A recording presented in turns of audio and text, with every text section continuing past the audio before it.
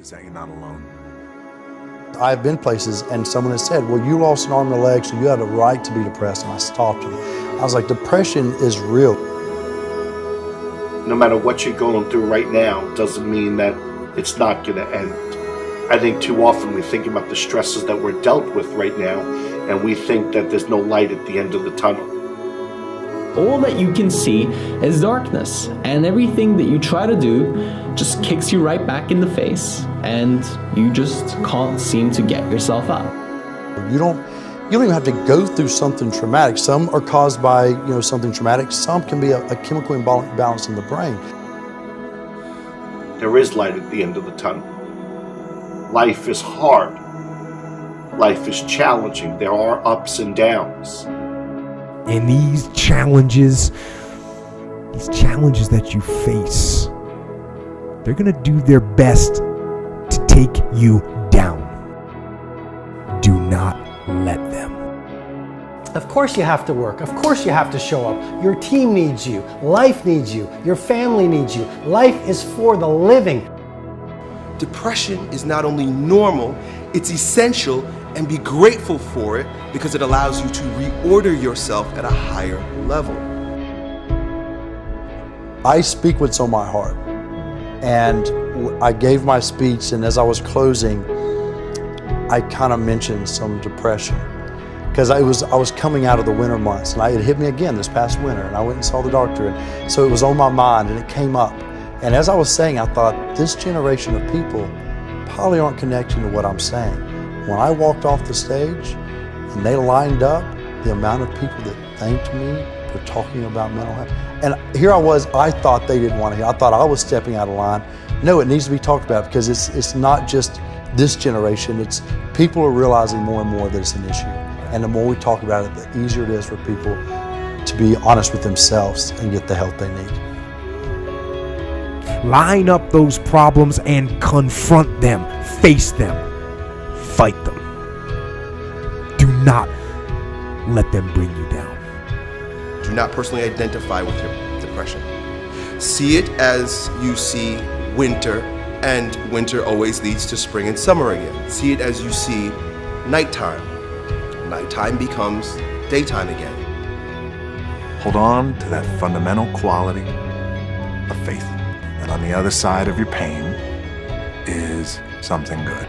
Suicide is a permanent solution to a temporary problem. No matter what you're going through right now doesn't mean that it's not going to end. Stand up, dig in, let those challenges raise you up, let them elevate you, let their demands and their trials make you stronger. Adversity you face today turn you into a better person tomorrow. You are worth more than diamonds. All the diamonds in the world, you are so precious. Every single one of your heart, you can do something. Life is not always good. Life is always not rosy. But life is worth living. There's one thing that if you did every single day, it would make an extraordinary difference in whatever mental health issue you're struggling with, and that is exercise. And the reason you've got to exercise every day is because what we know about human beings is that when you physically move, your physiology changes, and that changes your brain. Take the time to rest, because just what if that resting is the key to world-class producing? Get outside and exercise every single day as if your life depends upon it, because you know what? It does. Your brain needs it, your body needs it, your mental health needs it. And I feel like if you had heart problems and saw a cardiologist, well, everyone would be concerned about you, would know you're doing better, and it would be open and honest with the crew. But the most complicated organ in your body, if you have a problem with it, suddenly we don't want to talk about that? No, and you can get over it. And that's what people need to realize. You can be cured. You can get past it. I assure you, the clouds will lift. Right, there is sunlight above the clouds. You're just looking at the clouds right now. and they will lift. And crisis has come to teach you the big lesson you're meant to learn to move to your next level in the next chapter of your greatest life. This depression will pass. It will go away, and something much better will take its place. But for right now, all that you really need to know is that you have to make it through. Getting your heart rate up, getting outside, breathing, feeling connected, getting out of your house, which may make you feel depressed and trapped.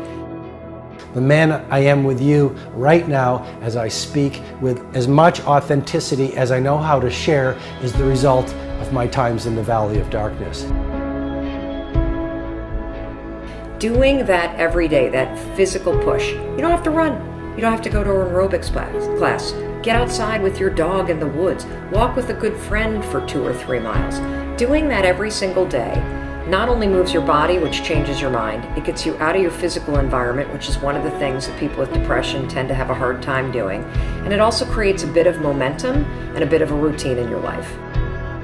Every time I experience a bout of depression, I come out on the other end a different person, doing different things. But it's because I'm aware of what's happening and I'm aware. I want to see the opportunities as they present themselves to me instead of falling into the depths of a spiral down depression because I'm personally identified with what is happening when I'm upset. And your schedule is not full and you actually feel like you're wasting your life because you're not this epic producer. What if those times were actually a different form of productivity?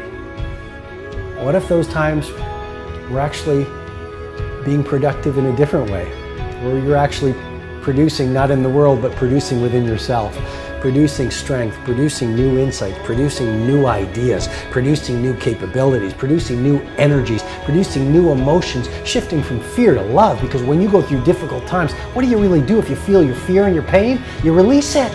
It's out of your system, and you grow in love and bravery and strength. What does that do to your craft? What does that do to your power? What does that do to your bravery? What does that do to the light that you bring into the world? You become this incredible force that is undefeatable. I suggest to you that if you are facing a challenge, don't stop. Stay busy. Work your plan. Continue to do those things that you know that work for you after you have evaluated yourself in the situation. Continue to move. Stay busy, stay busy, stay busy. You are part of a larger cosmos, whether you know it or not. And communing with nature allows you not to see the bars of the prison cell, but the stars of the universe. And if you can connect with those every day, my dear friend, you will use your pain as an instrument for your greatest growth. And then you try something new. And then you'll also go to school and people will put you down and parents will tell you that you're a failure because you failed at a test.